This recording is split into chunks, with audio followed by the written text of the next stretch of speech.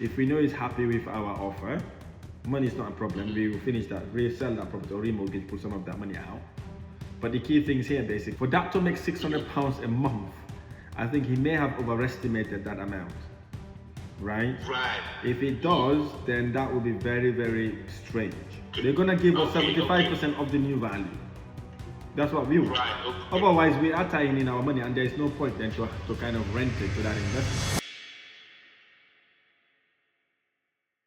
Look, if you want to learn whether to buy a commercial property that you can convert into a mixed use, i.e. shop downstairs and a HMO upstairs, this video is for you, because what I'm about to share with you would absolutely give you the idea that you need to convert a property into a mixed use that makes you serious return on your investment, whilst also something surprisingly in the property that will generate you additional income without actually renting it. This is going to blow your mind away.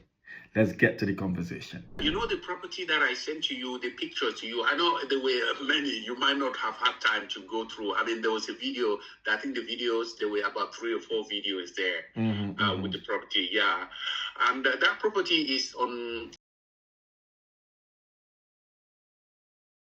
yeah. It's actually it's a commercial property with the top, and the way the guy is talking about it's actually this builder, because he has leased that from the landlord, and the landlord he leased it for 10 years. And he's been there now for 3 years. He said he spent some money there to renovate, because he was really terribly that he renovated the downstairs. The downstairs, he's using that as his shop.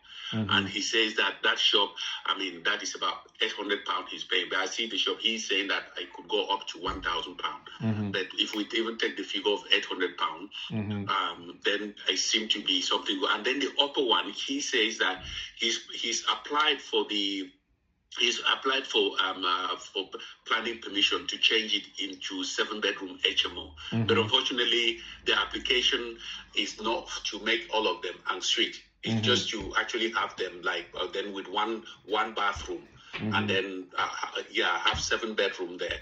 So I thought it would be I thought it would be a very good project after this one, because this guy, I could have somebody, if I have somebody that I would do a JV with, that would really work. Or if the person wants to buy it all, then I'm also happy to sell either way, because I think with builder, I think the credit record is not that good from what he explained to me. Yeah, that he cannot go to get. Fine. Sorry. Yeah, I said I understand. Yeah, and then behind there, I don't know if you've encountered that. There is an advertisement board that they advertising there. He told me that the landlord says that that company pays him £600 a month. And then I just thought, my goodness, if this is the case, then you're buying a property that is bringing in already like 600 plus £800, and then you have that possibility of changing it into 7-bedroom. Then it means it's a very good deal. But he's saying that £225. But I told him that 225,000. I said, no way, it cannot be. I've done a little bit of analysis there, and I just floated the figure to him. I said about 150,000 would be the reasonable one, but we want to have a meaningful discussion with the landlord. So he said that's fine, but only when you are ready with the money, then we can meet the landlord. So I'm just thinking, I don't know what your thoughts are, and maybe in future we could meet that landlord and to see if we can get a deal from him. Okay, first of all, I've looked at the videos, all of them. The ground floor shop is massive, right? Yes. And the upstairs also is good. I'm not sure. He went up, up. But looking at the videos, I cannot see a loft. I'm not sure how we got up there. There's a potential definitely to get minimum of 6 bedrooms there. I'm not sure about the 7-bed. And having them as an ensuite or not, that is subjective basically. Even if they've given a planning for 6, if it's big enough, you can put ensuite anyways. So that's not going to make any difference. So can you change that? Okay, so I didn't know that you can change as long that, as you meet the minimum required space, you can have an ensuite there. We just have to let building control know so that they can come and inspect it. Right? Not having the showers there is not going to cause any problem basically. Right? The only thing is basically we got to analyze the deal. Right? And then we review the analysis on an Excel spreadsheet. And then knowing that, then we know what we could go with. If we're gonna buy the property, we're buying it from the lease option person, like your builder basically.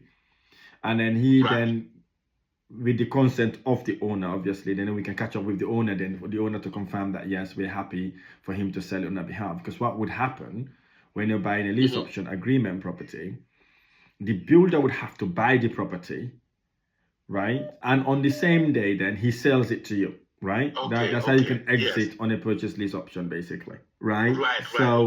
But we got to make sure the figures works for us first before we offer that. If we know he's happy with our offer, money is not a problem. We will finish that, resell that property or remortgage, pull some of that money out. But the key things here, basically, we need to analyze the property and also understand whether we're going to keep the commercial downstairs as commercial anyways, right? Is that the intention, to keep it as commercial downstairs? Yes. So then downstairs will still be a shop. The intention was to keep it as commercial downstairs. I mean, we could also change our mind and said, okay, we want to convert the whole place maybe into like, say, instead of having 7 bedroom as this guy has applied for, then we change, because the application that they have made to the council is for 7 bedroom up, and it has been approved, right? He said that it will be approved. Of course, I mean, if we are going there, it's always subject to that approval from the council. Okay, fine. If that's the case, we keep as it is. If we're not making money from the shop, we can convert the shop as a flat, right? So basically, that won't be a problem. I also saw he pointed the corner of the house as a parking. Is that part of the land or that's government? I think that the corner of the house, that is where the park. I think it should be part of the land. I mean, he didn't clarify that to me. Because he was speaking in his own language at that point, right? When he was speaking in because he's from Afghanistan. He was speaking in Afghan, Pashtun. Yeah. So he didn't clarify whether it was all land or. I think that's something that we need to clarify with the perhaps with the owner, because he according to him, he says that if we want to negotiate that, he would have to take us to the owner, and then we negotiate all with the owner together with the owner to make the deal. I said, probably he's not on lease option then, right? Because if he's on lease option, he's the one who can agree a price with us, not the owner. And then he then seek the owner. He doesn't even need to let the owner know this until he just tells them, look, I want to exercise my option. Right, he will exercise his option. Obviously, you need to have a deposit to put down, right? No, he doesn't even need to have a deposit to put down. Yes, he needs to, because he's buying it from the landlord. He buys it, and basically we make the completion coincide. Oh, sorry for interrupting this video. I just wanted to draw your attention to a guide I've just created. This guide is for you if you're looking to start and scale in property investment, and you've got questions that you want to ask in order to start your property investment. This guide is the ultimate guide to start and scale in property investment journey. I talk about the different type of investment strategies. I also discuss the 11 ways you can raise finance to make any property no money down deals, and the type of properties to buy in order to generate a serious return in your investment. And I'm giving this book away for completely free of charge, no string attached, nothing, absolutely free. Click the link on the description of this video to get your free guide now. We've only got a limited number of these copies available as well, so click the link to get your guide now. Let's get back to our video. Right? Yes. The day we exchange and complete, he also going to exchange and complete. So the property transfer owner, right? That's what we're going to do. But if the landlord got to get involved, we got to find out if he's actually the purchase lease option investor, or if the landlord is the purchase lease option investor, right? We're going to clarify that first, right? But we got to analyze the deal, know that whether it's something that's going to work for us anyways before we even consider that part. So what I would advise us to do is to go analyze the deal now, send an Excel spreadsheet, we review it, we're happy with it. Yes, the shop is making £800, but the advertising board, right, for that to make £600 a month, I think he may have overestimated that amount, right? If it does, then that would be very, very strange, right? Because it seems a bit high. But I do know they do pay for that because it's your land and your property.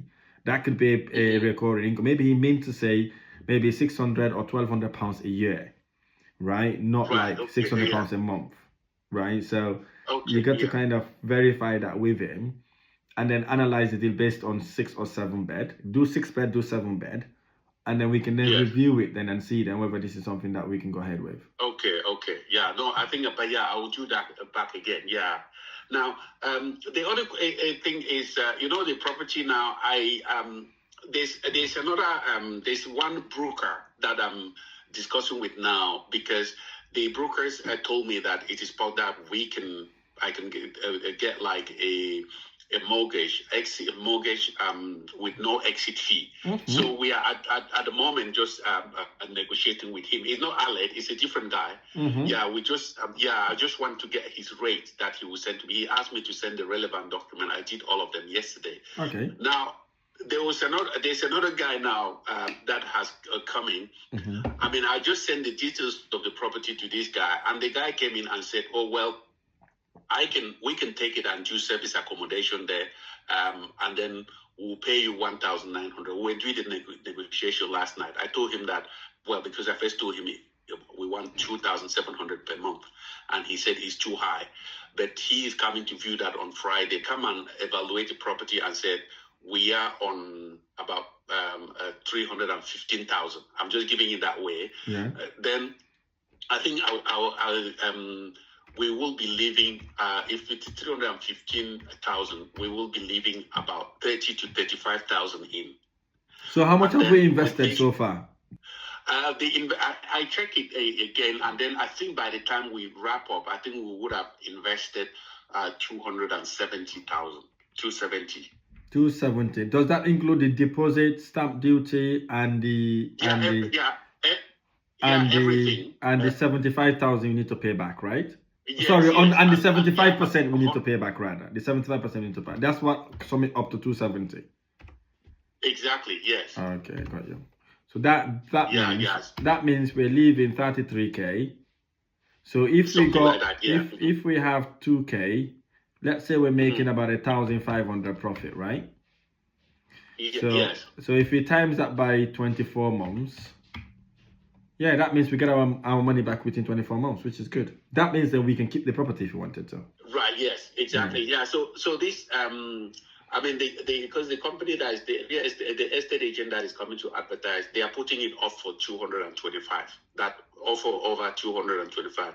But I originally told them that 225. We don't want that. Sorry, 325. Okay. Sorry, 325. I got you. Yeah, so sorry, no. So because we told them that originally we would want 350. They said, well, we could put 350, but without that you get anything. To sell it fast, we are thinking that you could put it between 300 and 325. So even if we sell if we can sell the property for at least 310,000, let's say worst case scenario this is, right? If we go basically this 310 minus the 270 investment, we'll walk away with 40,000 pounds profit. So it's still not good. Exactly. So keep that investor, right?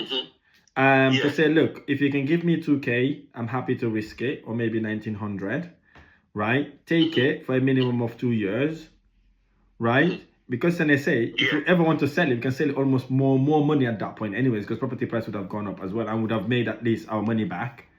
Then we can either keep it or sell it, but I would keep it if it's still making me, and that investor is willing to also continue there for another 2 years, right? But we don't want to do 3 years, right? We want to do 2 years intervals with an increment on the rent as well. Exactly, because this guy is proposing that 3 to 5 years. That's what he's proposing. I haven't come back. I haven't come back with. So we can say, you can take it for 3 years. Second year we increase the rent by this, right? Yeah, that's what I was going to propose. That second year we increase it by £100. Whatever amount it is. Yeah. If it's £100, that's not even 10% increase. That's like 5% increase. So he should be happy with that. Yeah. Okay. Right? Okay. Yeah. Yeah. So basically we are gonna win either ways, anyways, right? If they just can put down 325,000, we give a discount of 5 or 10,000. We're still selling it and making 40,000 pounds profit. Yes. Okay. Fine. No problem. Yeah. So close that investor. Close that investor. Agree with him for now. Right. Go ahead with the remortgage. That gives us option to kind of exit. It might be a bit expensive, but it gives us those 2 exit strategies. Yeah, so that was my question, whether you think, because the agent that wants to advertise it is coming tomorrow to take photos to put it on the market. But I was kind of in two minds. No, what you Whether want to we do should now, speak- get the investor that wants it to sign the contract with us. Yes. So then you pause the sale for now then. Okay.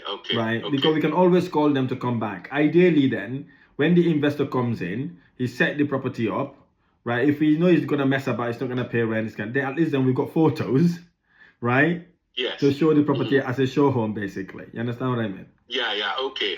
Yeah. So you get the investor to come in, set it up before we even come and take the photos. Correct. So you mean that the appointment that I have tomorrow, I Yeah. can tell these guys that sorry. Yeah, I can I'm not cancel it. Just postponing. tell them you're busy, you won't be able to make it. You let them know when you want them to come around and take photos.